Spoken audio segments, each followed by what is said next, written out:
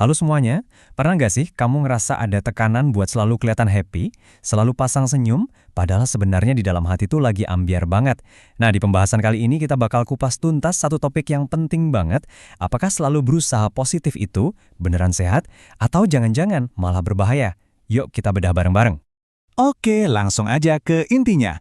Kamu pasti sering banget kan denger dua istilah ini, positive thinking dan toxic positivity. Sekilas, kedengarannya mirip ya kan? Sama-sama soal jadi positif. Tapi faktanya, dua hal ini beda banget dan dampaknya buat kesehatan mental kita bisa beda 180 derajat. Biar makin jelas, coba kita lihat perbedaannya dalam satu contoh nyata. Nah, ini nih yang menarik banget. Slide ini menggambarkan dengan jelas banget beda reaksinya dalam skenario sehari-hari. Bayangin, kamu baru aja kehilangan pekerjaan. Respon positive thinking yang sehat itu ngakuin dulu perasaannya, aku sedih, tapi terus membuka pintu buat harapan. Ini kesempatan baru. Sebaliknya, toxic positivity itu langsung ngebanting pintu di depan muka emosi kamu. Dia nyuruh, jangan sedih, senyum. Ini tuh bukan dukungan, ini penolakan. Kamu jadi ngerasa makin sendirian dan salah karena udah ngerasa sedih. Ini dia peta perjalanan kita hari ini.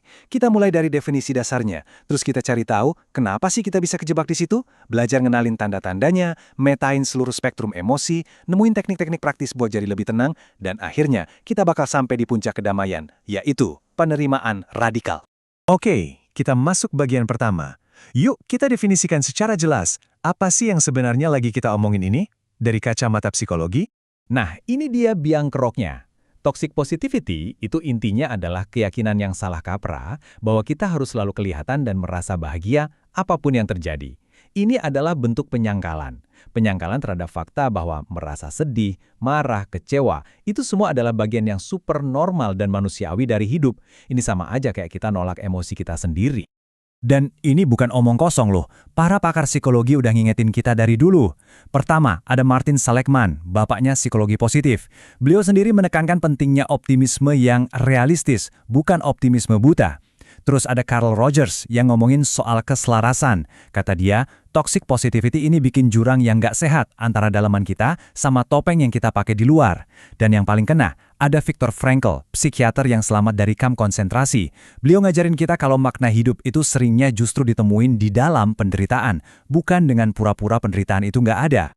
Nah, pertanyaannya, kalau emang nggak sehat, kok kayaknya ada di mana-mana ya? Yuk kita bedah pemicunya.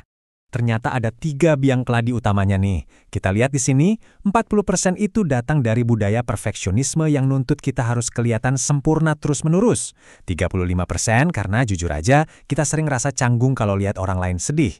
Jadi refleks kita yang nyuruh mereka ceria biar kita juga nyaman. Dan sisanya 25% itu dari stigma sosial yang salah kaprah, yang anggap emosi negatif itu tanda kelemahan. Dan ternyata ada loh tipe-tipe kepribadian yang ya lebih gampang kejebak. Misalnya orang yang tingkat agreeableness-nya tinggi. Gampangnya, orang yang nggak enakan atau pengen semua akur. Kadang beresiko maksain positif ke diri sendiri dan orang lain biar harmonis. Sama juga kayak temperamen sanguinis, yang dasarnya emang ceria. Bisa jadi mereka malah takut banget sama kesedihan, jadi tanpa sadar lari ke toxic positivity sebagai tameng. Sekarang, bagian paling praktisnya. Gimana cara kita ngebedainnya di obrolan sehari-hari? Ini penting banget. Coba deh perhatiin baik-baik tabel ini. Waktu teman lagi berduka, respon yang sehat itu validasi. Wajar kamu sedih. Respon yang beracun itu perintah. Lihat sisi baiknya aja. Pemikiran sehat itu ngakuin semua emosi itu normal. Toxic positivity ngelihat emosi negatif itu sebagai kegagalan. Jadi coba deh tanya ke diri sendiri. Abis curhat, kamu ngerasa didengerin atau malah ngerasa bersalah karena udah jujur soal perasaanmu?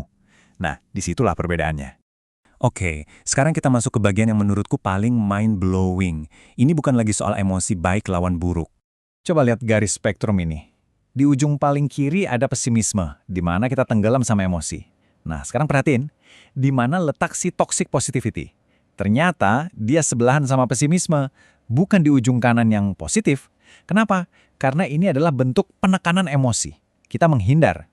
Titik yang sehat itu positive thinking, yaitu regulasi atau mengatur emosi. Dan puncaknya, di paling kanan ada penerimaan radikal, di mana kita benar-benar menerima emosi apapun yang datang.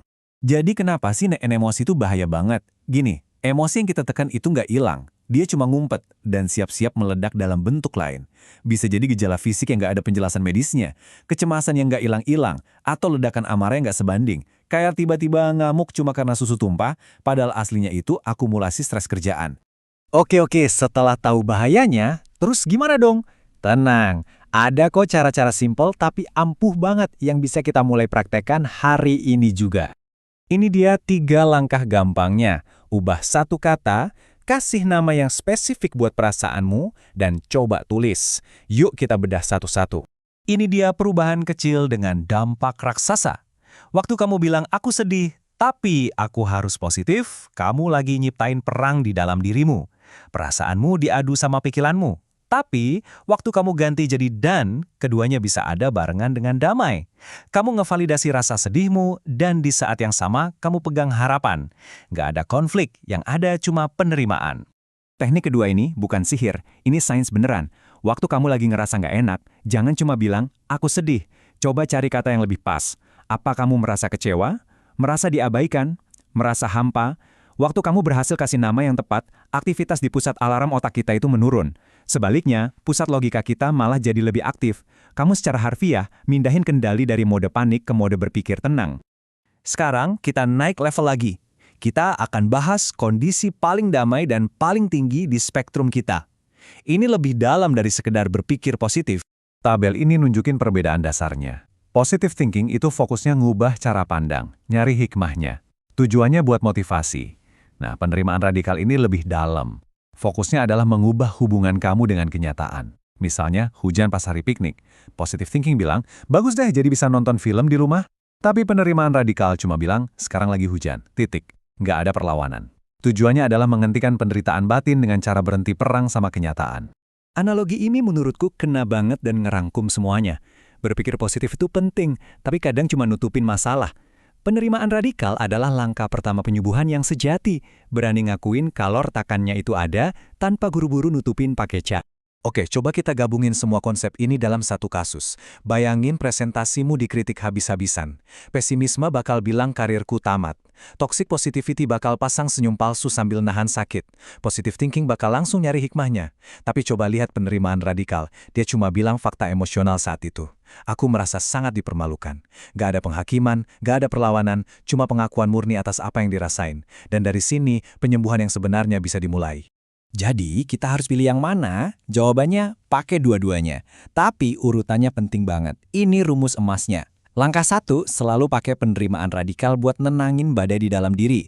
Stop perlawanannya. Akui situasinya.